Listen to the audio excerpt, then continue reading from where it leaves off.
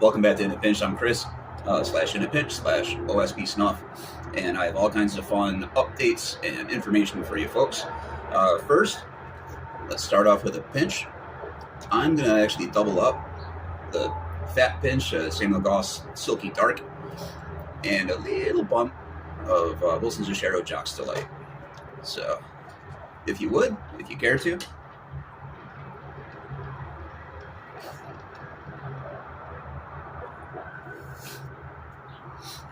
Alright, Silky Dark on board. And a little tapper. I love and hate these. What are you guys' thoughts on these twisty tap box guys?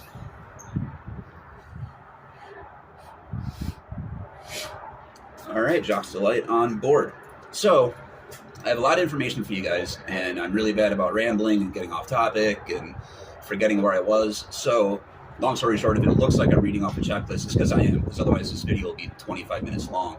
And I hope this wind isn't creating too much background noise.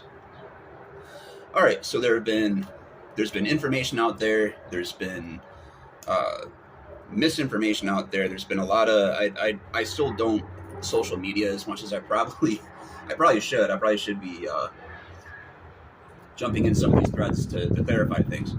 But I'm going to do that right here. And I've thought about how I want to organize this information, and I've decided we're going to start by going back to 2018. 2018, OSP was really getting going at that point. I had customers all over the world. I was honored to share my snuff as far as Denmark, South Africa, and Israel, but I was having legal concerns. Around that time, I was contacted by David Anderson of Mr. Snuff. We had a long phone conversation, and at the time, I was public about my thoughts on both David and Mr. Snuff as a company, and I stand by those thoughts then at that time. And I don't have anything personal against David Anderson. We have personality types and value sets that clash a little bit. In fact, I was so taken aback that I hadn't ordered from Mr. Snuff since 2018. I boycotted him again. I was very vocal. I was probably more vocal than I needed to be. But regardless, that's out there. That's nothing disappears on the internet. So I want to start by acknowledging that. About a month-ish ago, when I announced on Facebook that I was running one more batch of OSP because we're moving and I had tobacco left, and I thought, for old time's sake, I'll run a batch. It'll be fun, and then I don't have to waste any tobacco. And it was kind of at the point of aging where you get to a point where it gets better and better and better, and then it plateaus, and then it starts losing all flavor. And it was kind of right at that point. The Burley had 7 years on it. The Virginia had 8 years on it. The Brazilian Mata had 5 years in a bucket with soaking in bourbon, and it was right at that point where either I got to throw it away or I got to use it. So I decided to use it. And honestly, when I first posted, like I've said before, I didn't expect a whole lot of people to even know what OSP was anymore. It's been a long time. And B, I didn't necessarily have any intentions of actually getting OSP going again. It was this will be fun, and then we'll move on. Within days, I mean, like 2-3 days, maybe at the most, Roderick reached out to me with a lot of interest in doing business together, and kind of got a excuse me. Chunk of that Silky Dark went right to the back of my throat. Kind of got a fire lit under me. I started getting excited again. I started thinking, well, if I didn't have to worry about the legal problems anymore, would I be interested in getting OSP going again? And early on, I told him I was super interested in working with them. I dumped a lot of money into new leaf, some new equipment, some new buckets and airlocks for fermenting, some new materials to make extracts and absolutes. about a week after Roderick got a hold, and I'm saying all that because it's out there. Everybody knows that Roderick and I were talking. About a week after Roderick got a hold of me, I was contacted by Mr. Snuff. Uh, Now, initially, obviously, I ignored it. Um, I was operating on the mindset of, this is the same Mr. Snuff. This is the same company that left a bad taste in my mouth, in 2018. I don't even buy snuff from them anymore. Why would I? Why would I work with them? And then somebody kind of came along and poked me and said, "Hey, you really got to talk to Johnny." And I said, "Well, who's Johnny?" Apparently, and I don't know how recently it was, but it was recently-ish. Johnny, David's brother, took over operations at Mr. Snuff.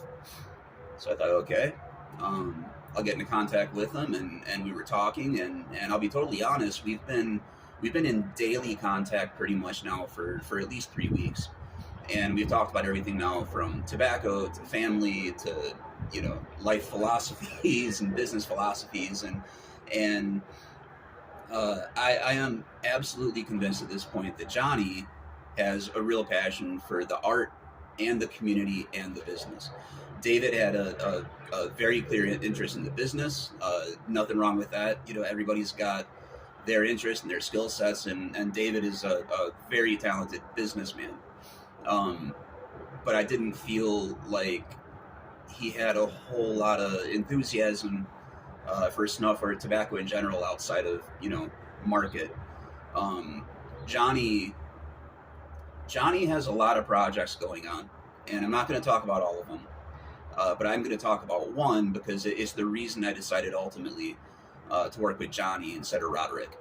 I want to say first and foremost, I've always had a tremendous amount of respect for Roderick. I think he's a really great guy. He has an obvious love for the community and the art.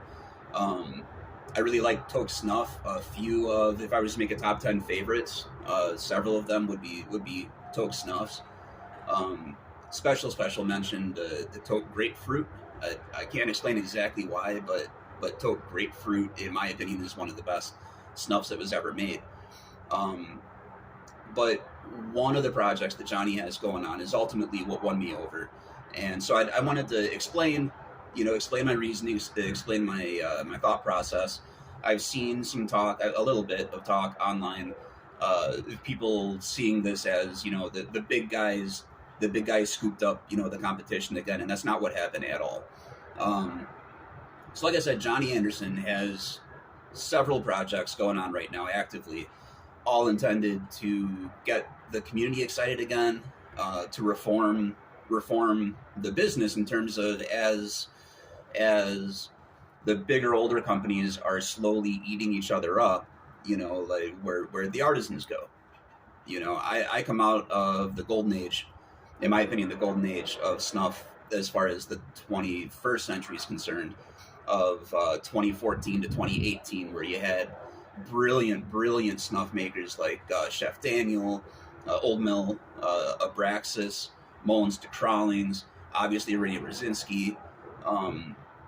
It was really exciting at the time. There was always something new happening, and everybody was interested and invested in what was going to happen next. All of the projects Johnny has going on are aimed at doing exactly that, including, here's the one that won me over. He had identified a handful of people who had a real interest in getting into snuff making, who have a high bandwidth of creativity, and just needed the mechanical information and the resources to get started doing it, to develop their own lines. For those who were around, that was the whole point of OSP from the beginning. The whole reason I published my production notes, the reason I call it the open source project, is because it was intended to put information into the hands of people who might have the interest, the creativity, and the stubbornness to start playing around on their own, and hopefully one day there'll be some big wave of artisans. Well, that's coming. That is coming now. In fact, in less than 2 months, Johnny will be launching a site. Of course, I'll be launching on it. Jeremy of Gadsden Mill is going to be launching on it. There are other names. I'm not going to give you all the names, but there are other names, people who you know and hopefully love, like Justin of the Angry Buddha is developing a line. Matt of Snooze at Home is developing a line. This really is going to be the second golden age of the artisans. And that being the whole point of OSP in the first place, it was something, you know, once I'd spoken enough with Johnny and was convinced that this really is a passion for him, this is something he's really, really excited about, for the sake of the art, I was on board. And unfortunately, I had to tell Roderick that I decided to go another direction. Again, I have so much respect and love for Roderick. I love that he's still a super, super active member of the community. But yeah, so I wanted to explain why I ended up going with Mr. Snuff. I'm very excited to be part of this project and the other projects that are going on. You guys should really be excited for what's coming this spring and this summer. And I'm one part of it, but it is so much bigger than me. Jeremy of Gas and Mill is super, super pumped up. I don't know if you guys saw on Facebook, he just posted a video, I think this morning, of a stone mill that he built, the 40-pound stone on it. I mean, there's a lot of energy out there. There's a lot of energy behind this. What does that mean for OSP? I don't exactly know. There's the possibility that this batch that is finished, batch number 0, the one I haven't described to you guys yet, there's a possibility it'll be released sooner, but there's also the possibility that it'll be released in roughly 6 weeks, with the official public launch of this project. If it is, I'll give you guys the heads up now. If we're waiting 6 weeks to release, that'll also coincide with me having finished the next batch that I've been cooking and working on. So it might be better to have the variety, you know, to choose from. I know that artisan snuffs are never inexpensive, you know, so you might want to wait until you know what you're choosing between. I don't want to shoot myself in the foot, but yeah. So going back to my checklist, I went way off the checklist. This is why I had a checklist. Let's see. No, that was pretty much it. So I have this batch finished. It'll be released sometime. I have another batch nearly finished that's going to be absolutely wonderful. And then I'm also working on my first natural. Naturals are my favorites. But I wanted my first natural, if I was going to put my name on it, I want it to be something really, really special.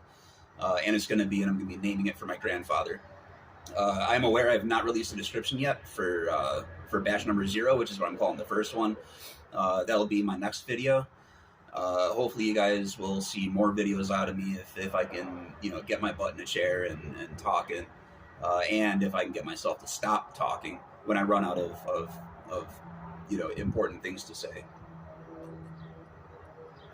This is where I need that little 3-second segue clip I used to use in my videos. Imprudent rambling, something. Anyways, yeah, so I hope you guys are getting really, really excited. This is going to be a whole new wave, a whole new movement. There hasn't been a whole lot of new lately, from what I can tell. There hasn't been a whole lot to be excited about. So get pumped up. That's the plan, and that's my reasoning behind the plan. And I hope you guys are all still behind me.